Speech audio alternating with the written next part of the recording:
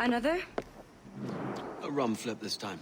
And where'd I find fresh eggs in this wretched town? There's little else but piss and insects. Aye, we're working on that.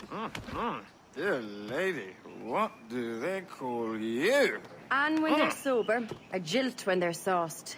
But never lady. Well, good lad. Oh, no.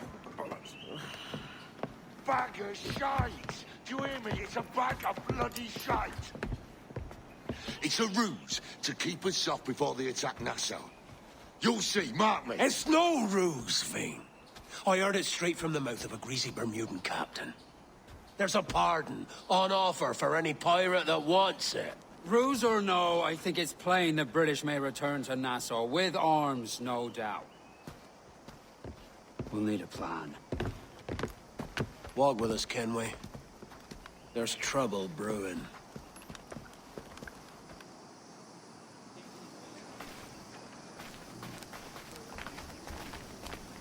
Are you looking for me? In the absence of any clear ideas, I say we lay low. No piracies and no violence. Do nothing to ruffle the king's feathers for now. Preserving the king's plumage is no concern of mine, Dan. It will be when he sends his soldiers to scrub this island clean of our residue. Look around you, man. Is this cesspool worth dying for? Aye! It's our republic! Our idea! A free land for free men, remember? So maybe it's filthy to look at. But ain't it still an idea worth fighting for? I can't be sure. But when I look on the fruits of our years of labor, all I see is sickness, Have you any worries? idleness, Smoothing over? idiocy. Anything Not a fancy sunbeam of difference straightening? between here and London, then, eh? Thatch is right, man. Taking a wide view, we're not doing so bad out here. There's sun, rum, and leisure as far as the eye can see. Aye, Nassau may look fine from a distance, but at its core, there's a disease I cannot stomach. Sickness can be cured, Ben. If only you have the right medicine. But a corpse cannot be reanimated. I can't believe the shite I'm hearing drop from your lips. Why not take the pardon now and be done with it? Peace, both of you. We can satisfy both aims if we work together. Find medicines to ease our burdens here, but in a way that don't attract the British.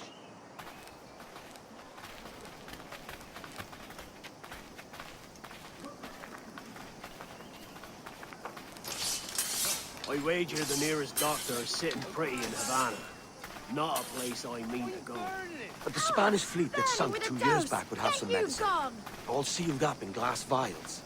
You'd need a diving bell to reach those depths. Aye, and with some coin and a few supplies, a diving bell won't be hard to come by.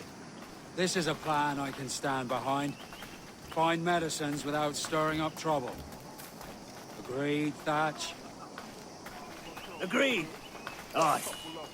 I'll meet you near the wrecks as soon as you're able, Kenway. Remember, Thatch, keep your cannons court.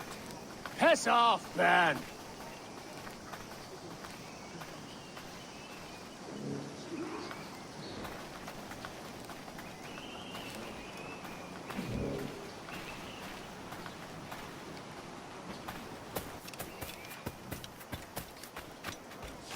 Especially when...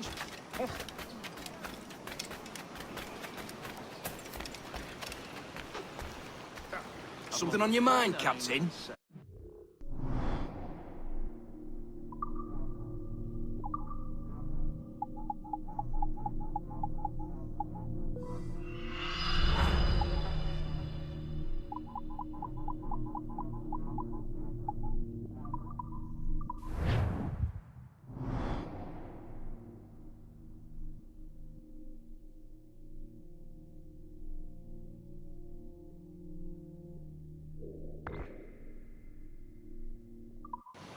Sweet winds of profit.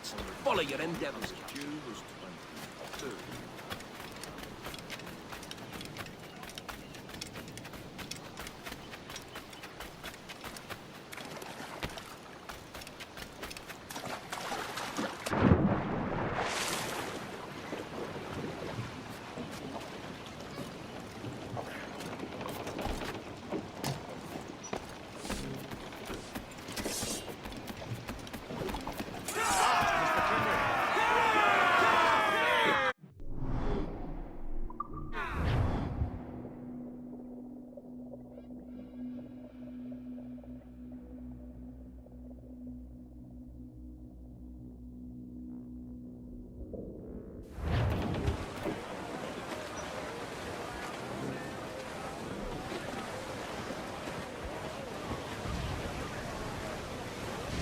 down and clue up!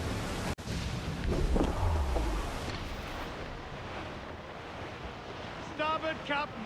Loot floating by here, Captain. Douse the royals, Tom! Anchor ahead.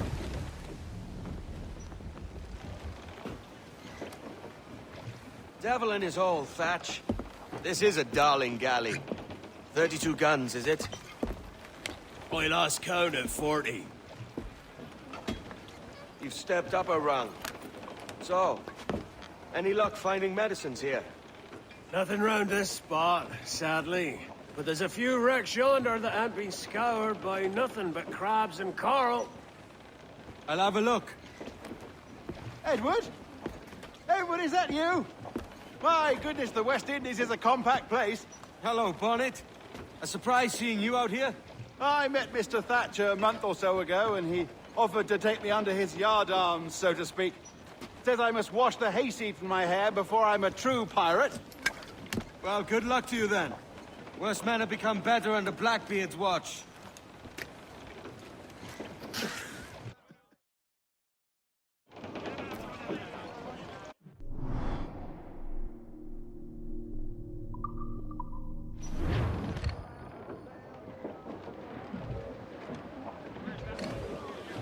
Get the mains free! Stunts out! Let's get moving! Aloft, lads! Check those royals!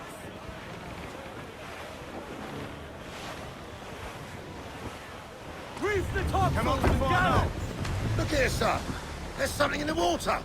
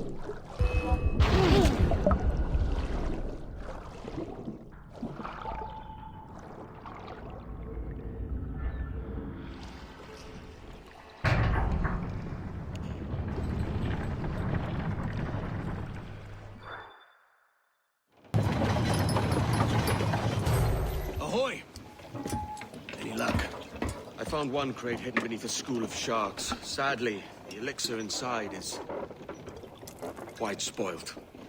Plague and perish. Will we steal medicines now? Remember the pardon, Thatch. We're to be subtle. Says Ornagold, a pirate, now too proud to call himself one. He prefers caution to cannons. Caution's nothing without charisma. Or if a man plays the fool, then it's only fools he'll persuade, but appear to be the devil. And all men will submit. And would you be the devil?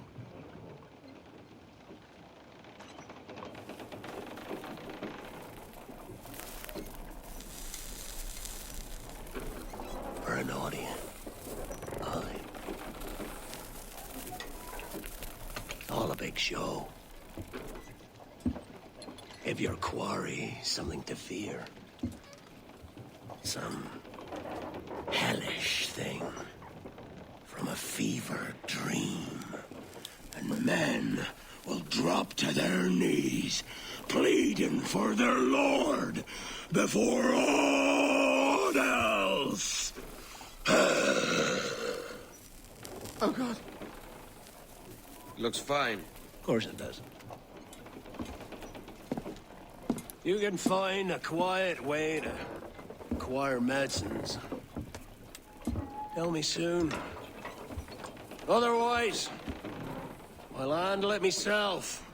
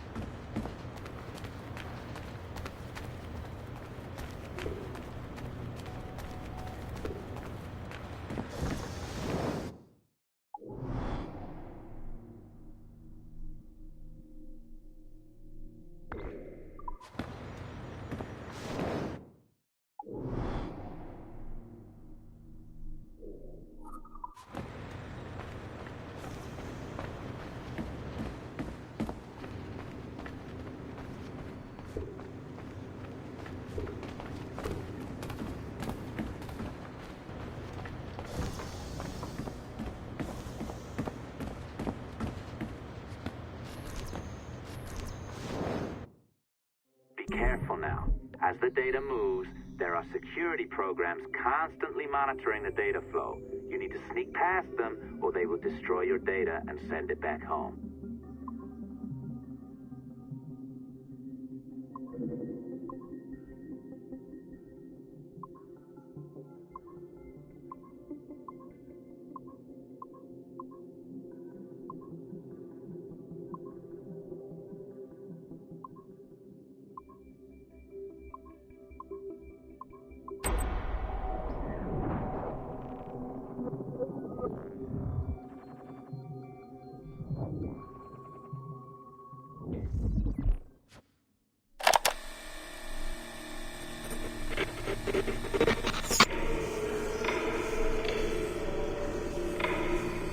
I have now resumed the practice of dressing as a man, and have put off my woman's dress. Why did you take it?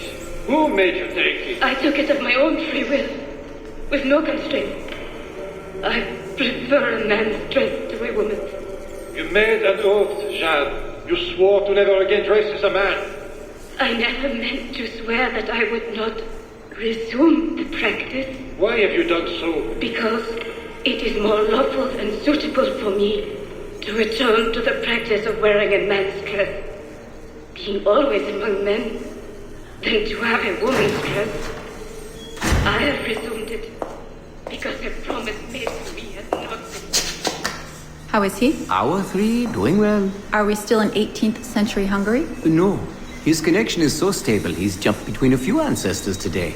We're in 15th century France now. Turns out he's related to one of Joan of Arc's executioners. Surprise. Eileen, yesterday Vidic asked me to help him work out some of the bugs in his audiovisual renderer, and I told him... No. Come on, Satish, not you. It wouldn't be permanent. A few months at most. Months? That will kill every ounce of momentum we have. It won't, I promise. Honestly, I think this could help us. If I can get a look at what these people are doing, we could... Come on. He's trying to pull you over to his side. Don't you see that? He's luring you with quick victory and prestige. That's not what this is about, honestly. I need to get back to work. Eileen, I'm sorry. Do what you must. I'll survive.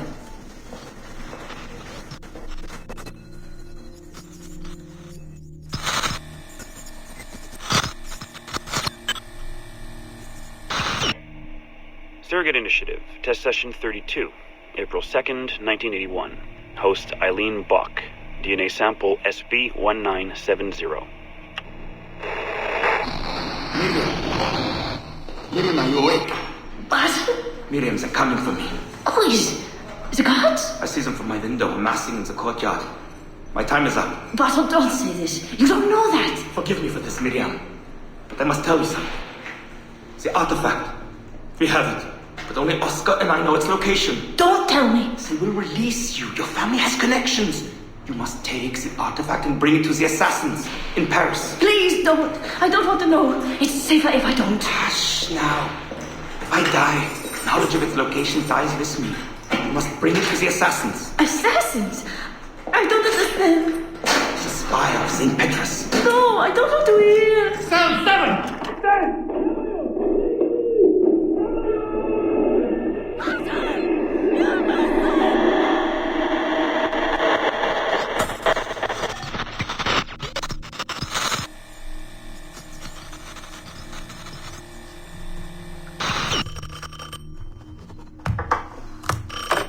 Hello? Eileen, hi. It's Carl. Carl, I know it's you. Sorry, you just sound exhausted. Did I wake you? No, I've just been busy. It sounds like it. I'm just a little tired, that's all. No, I mean, your project sounds fascinating. Your colleague, Dr. Warren Vidic, he called me recently and he told me what you've been up to. He what? Warren? Yeah, he told us about your research, memories, ancestry, all of that. He even asked if we'd be willing to come in and... No! Jesus, no! What the hell is he doing? Eileen, it's okay. We signed some papers, non-disclosure stuff. No! He's trying to fuck me over. Damn it! Eileen, we just talked about my mother, just like you and I did. World War II. That's all. It's the artifact. The what? Carl, if he calls you again, you tell him you work through me, okay? That's it. Vidic has been a pain in my ass for years, and I don't need him getting all the glory for my 2 years of hard work. All right. So how should I go about this? I mean, the wheels are in motion. I don't know. Just go through me if he contacts you again. Please? All right. You'll do that? Of course. Yes. Thank you, Carl. I'm sorry I was short with you. I've just been exhausted. That's all. It's all right, hon. Just take care of yourself. Morning, Eileen. We're almost ready. Just a few more adjustments. Okay. I had the team do some research on this artifact we've been chasing, and it appears the Third Reich actually found something matching its description sometime in 1940. Eileen, are you all right? Sorry, yeah. I'm fine. Just a little scattered.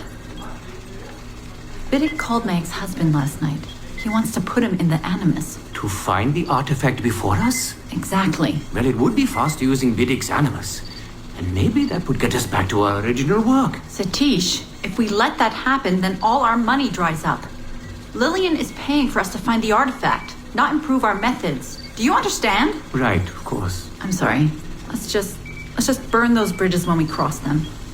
Are we ready? Yes, just a few more adjustments, Senorian.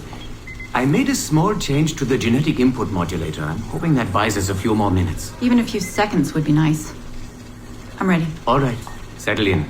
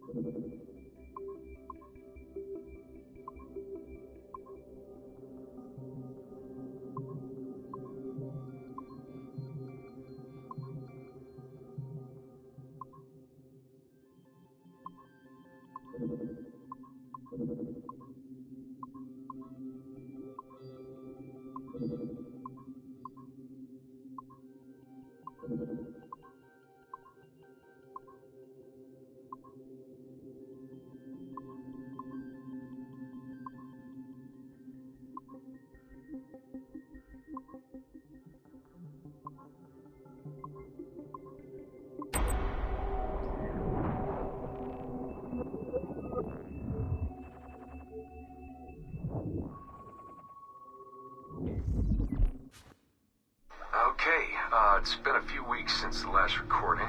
Sorry about that. Of course, I guess it's just a few seconds for you. I'll leap down the playlist.